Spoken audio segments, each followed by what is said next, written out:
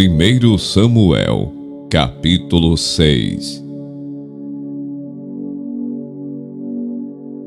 A arca do Senhor esteve 7 meses na terra dos filisteus. Estes chamaram os sacerdotes e os adivinhos e perguntaram: que faremos com a arca do Senhor? Diga-nos, como a devolveremos para o seu lugar? Eles responderam: se devolverem a arca do Deus de Israel, não a mandem vazia, mas enviem também a ele uma oferta pela culpa. Então vocês serão curados e saberão porque a mão dele continua pesando sobre vocês. Então os filisteus perguntaram: que oferta pela culpa devemos mandar?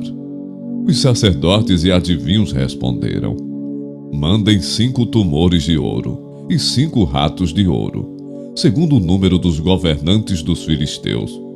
Porque a praga é uma, e a mesma sobre todos vocês e sobre todos os seus governantes. Façam imitações dos tumores e dos ratos, que andam destruindo a terra, e deem glória ao Deus de Israel. Assim ele talvez alivie a sua mão de cima de vocês, e do Deus e da terra de vocês. Porque vocês endureceriam o coração, como os egípcios e Faraó fizeram. Não é verdade que depois que Deus os maltratou, eles deixaram os israelitas sair, e eles foram embora? Agora, pois, façam um carro novo. Arranjem 2 vacas com crias, sobre as quais nunca foi colocado jugo, e amarrem as 2 ao carro. Quanto aos bezerros, levem-nos para casa. Então peguem a arca do Senhor e a ponham sobre o carro, e num cofre, ao lado dele, ponham as figuras de ouro que vocês vão lhe enviar, como oferta pela culpa. Depois, deixem o carro ir. Fiquem observando. Se ele subir pelo caminho de Bet-Semes, que leva a seu território, então foi o Deus de Israel que nos fez este grande mal. Mas se não, saberemos que não foi a sua mão que nos atingiu, e que isso nos aconteceu por acaso. Os homens fizeram isso. Pegaram 2 vacas com crias e as amarraram ao carro, e encerraram os seus bezerros em casa. Puseram a arca do Senhor sobre o carro, junto com o cofre que continha os ratos de ouro e as imitações dos tumores.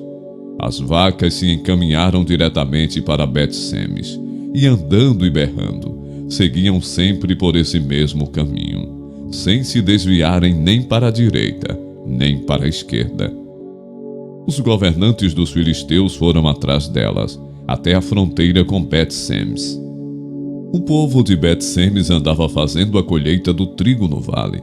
Quando levantaram os olhos, viram a arca e ficaram muito contentes.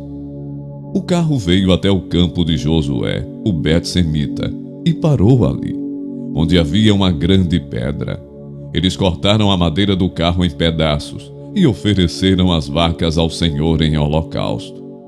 Os levitas desceram a arca do Senhor, e também o cofre que estava junto a ela, em que estavam os objetos de ouro, e os puseram sobre a grande pedra. No mesmo dia, os homens de Bet-Semes ofereceram holocaustos e sacrifícios ao Senhor.